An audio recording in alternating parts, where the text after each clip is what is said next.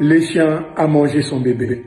L'histoire c'est que elle avait laissé comme d'habitude son bébé avec son chien qui était tellement loyal envers elle. Et elle était sortie pour faire rapidement quelques courses. Chaque jour qu'elle faisait ainsi, elle revenait pour trouver son bébé profondément endormi avec les chiens.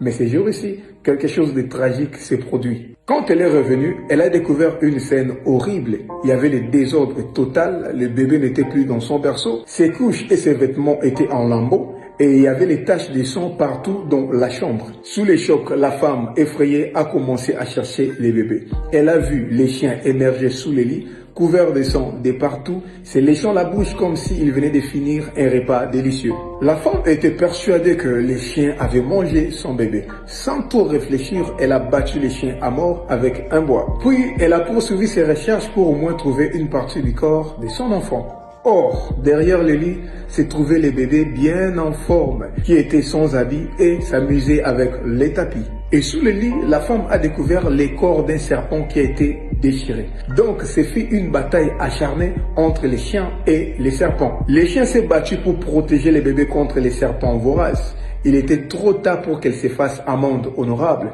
parce que dans son impatience et sa colère, elle a tué les chiens fidèles. Malheureusement, c'est comme ça aussi dans la vie.